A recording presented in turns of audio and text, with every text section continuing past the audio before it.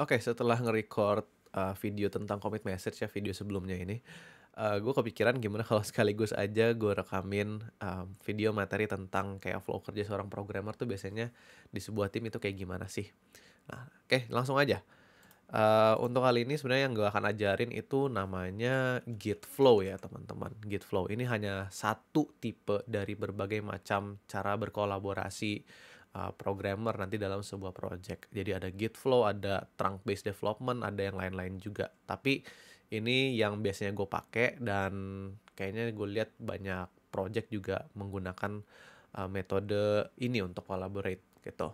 Nah, ini gue berasumsi kalian udah tahu tentang basicsnya Git ya. Kayak misalkan di sini lo punya fitur utama, lo baru bikin gitu, terus lo uh, add ke stage, abis itu lo commit, misalkan fit, initial commit. Habis itu git push origin main gitu. Kalau udah ada lo taruh di apa namanya di GitHub misalkan. Tapi ini gue belum taruh, jadi gue nggak akan push dulu gitu. Ini gue berasumsi lo udah tahu tentang hal-hal simple seperti ini gitu di dalam Git gitu. Nah, tapi sekarang gimana ceritanya kalau misalnya kita lagi collaborate dengan orang-orang di dalam satu project yang sama. Misalkan lo ditugaskan untuk bikin kayak fitur login gitu. Nah, sangat-sangat jarang ya lo akan melakukan itu langsung di main branch. Kalau lo lihat di sini, ini gue sedang ada di main branch. Gitu. Ini sangat jarang lo akan lakukan langsung di main branch. Jadi jarang di dalam branch ini lo akan langsung bikin login.txt gitu misalkan, terus fitur login gitu. Jarang gitu. Biasanya yang lo akan lakukan adalah lo akan bentar, ini gue delete dulu. Oke. Di sini lo akan ngebuat sebuah branch gitu. Git branch gue lupa komennya jujur, git branch dash b ya, dash b fit login. Ya nggak sih? Bukan, bukan dash b. eh Git branch langsung aja mungkin. Iya bener, oke. Sekarang kalau kita git branch, ya udah ada dua. Sorry, gue agak agak rusty ini gue apa namanya komen git gue bisa pakai GitHub desktop soalnya. Ya, tapi sekarang kita udah ada dua branch nih. Branch main sama branch login. Nah, kalau lo perhatiin juga di sini gue pakai satu convention yang sering kepake juga. Tapi ini nggak harus. Nama branchnya sebenarnya bebas terserah lo, terserah standar tim juga. Kalau gue di dalam project gue pribadi, gue akan lakukan ini. Fit gitu, tipenya, fitur kayak yang di commit message di video sebelumnya. Ada fitur, ada fix, ada chore dan teman-temannya gitu. Biasanya gue taruh tipenya slash fitur apa yang sedang gue kerjakan kayak gitu. Tapi kalau di tempat kerjaan gue biasanya itu nama branchnya itu berdasarkan nomor tiketnya. Misalkan gue kerja di PT Void FNC gitu. Misalkan tiket Void 1 gitu. Terus nanti ya udah berarti nanti nama branchnya itu Void 1. Nanti isinya itu tentang fiturnya itu login di dalam backlog Jira misalkan. Kayak gitu. Jadi sebenarnya branchnya itu namanya terserah ke lo aja, terserah ke standar tim yang udah ditentukan saja. Kayak gitu. Tapi sekarang misalkan gua akan coba pakai branch yang fit login ya. Sekarang gua akan check out ke fit login. Oke, artinya check out apa? Artinya masukkan ke keranjang Tokopedia, bukan. Berarti kita pindah branch ya teman-teman. Kita pindah branch ke fit login. Nah di sini baru gue tambahin login.txt kayak gitu. Terus feature login, set gitu. Nah di sini gue akan commit, gue akan add, gue akan commit misalkan fit login. Ya kita ikutin apa namanya message convention yang benar gitu. Add login service misalkan, set. Nah situ. Nah sekarang yang kita mau lakukan adalah sekarang kan kita mau gabungin, oke, kerjaan kita ke dalam branch utamanya, which is Git. Nah, kalau gue tampilin, which is branch main ini gitu. Nah, caranya kayak gimana? Sekarang ini gue akan coba host di GitHub dulu. Jadi bentar, gue akan bikin satu repository di GitHub. Sabar ya guys. Maaf, gue sangat tidak prepare. Oke, nah sekarang ini akan workflow kerja. Gue akan create repository-nya. Oke, gue akan get remote at origin, get remote at origin ke sini. Oke, sekarang gue akan push semuanya. Git push origin main. Oke, sorry ya guys, gue masih agak pilek nih. Oke, sekarang kalau gue refresh, lihat nih, sekarang gue udah punya si repositorinya itu udah gue push ke GitHub gitu kan.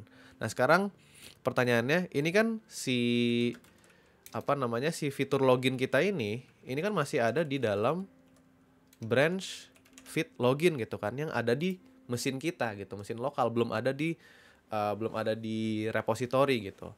Ya pertama otomatis lo bakal mau nge-push gitu kan ke origin terus feed login gitu, supaya nanti kalau misalkan lo ganti dari PC ke laptop misalkan, lo tetap nge-save progress dari kerjaan lo, nge-pull dari repository gitu kan.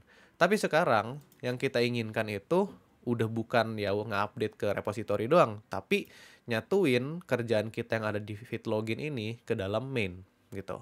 Terus caranya gimana? Caranya biasanya itu di sini kan muncul ya, ini kebetulan banget fitur dari GitHub ini muncul nih.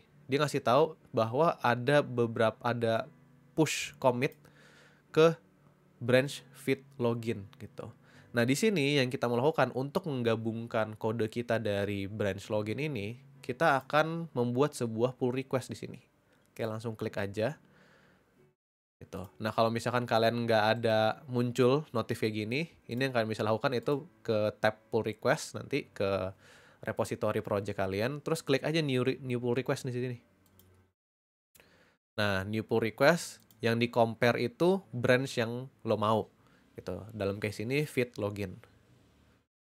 Nah, gitu. Sekarang kita create pull request. Nah, di pull request ini lo kasih judulnya apa? Nah, biasanya judul pull requestnya itu lagi-lagi kembali ke tim lo, kesepakatannya seperti apa. Kalau gue secara pribadi itu ya kita ngikutin convention kayak commit message aja. Itu kalau gue pribadi. Tapi kalau di company gue yang sekarang itu seingat gue itu juga ditambahin kayak tiket, nomor tiket jiranya gitu. Kayak misalkan void 1 kayak gitu. Tapi once again ini kembali ke convention kalian di dalam tim itu seperti apa. Oke, jadi nggak ada standarnya. Intinya di sini lo kasih judul pull requestnya itu apa, terus lo create pull request. Nah, biasanya di sini ini nanti akan ngegantung dulu gitu, dan lo akan minta review ke teman-teman lo di dalam satu project gitu. Nanti di sini kan ada tab reviewers gitu. Kalau misalkan lo udah ada kolaborator dalam repository ini, dia akan muncul nih namanya nih. Mereka akan muncul namanya, terus nanti lo klik aja. Lo akan request untuk review. Nanti teman-teman lo harusnya akan melakukan yang namanya code review, di mana kode lo itu akan direview apakah sudah mengikuti standar dari company lo atau belum gitu kira-kira. Nanti kalau udah, mereka akan review changesnya, terus dia approve gitu. Oke, artinya udah oke, udah boleh masuk ke main branch gitu. Nah, nanti kalau misalkan udah boleh, biasanya yang akan terjadi di sini adalah kita akan melakukan yang namanya squash and merge gitu. Oke, kita akan melakukan squash and merge. Nah, apa sih bedanya squash and merge dengan yang lain-lain? Ini gue akan kasih gambaran cepatnya aja karena ini bukan materi inti dalam untuk video kali ini. Intinya squash and merge adalah kalau misalkan di dalam branch lo itu lo punya banyak commit, misalkan 10 commit gitu. Kalau lo squash and merge, itu nanti semua commitnya itu dijadiin satu, baru dimasukin ke dalam main branch-nya gitu. Jadi nanti di dalam main branch-nya kita itu hanya akan ketambah satu commit, bukan 10.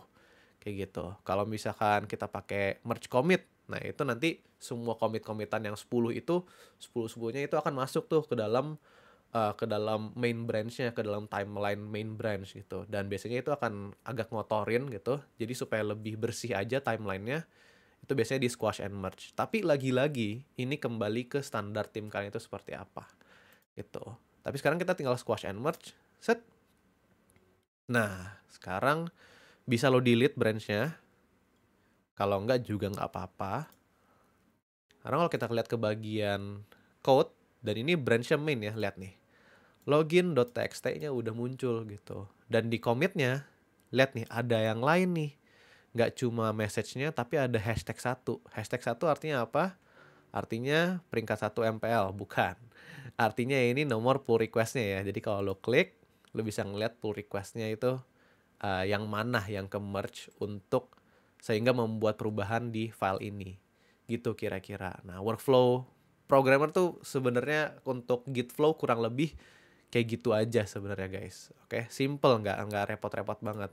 Gitu. Cuma mungkin ya satu hal yang perlu gue tekankan teman-teman adalah proses code review yang mungkin harus kalian coba mulai dari sekarang walaupun kalian masih junior itu coba diterapin gitu. Karena gue masih melihat banyak banget kayak kalau misalkan walaupun udah kerja di company gitu misalnya ya, itu proses ini tuh nggak dilaksanakan sehingga nanti code yang di-push gitu ke production itu masih banyak yang ngebug dan susah di-maintain. Programmer lain nanti 2 bulan kemudian pas ngeliat codingnya itu bingung sendiri gitu. Itu mungkin satu hal yang paling penting, proses paling penting di sini itu bukan proses teknikalnya, yaitu untuk nge-merge, bikin branch, commit apa segala macam, tapi yang paling penting menurut gue adalah proses code review-nya. Kayak gitu. Anyways, nanti mungkin gue akan lanjutin kali kalau misalkan ada materi-materi yang masih missing yang perlu gue tambahin untuk workflow programmer ini, mungkin gue akan tambahin lagi. Lihat aja nanti gue kepikiran atau enggak. Tapi basicnya kurang lebih seperti ini. Semoga berguna untuk kalian ya. Right? See you in the next video guys. Thank you. Bye-bye.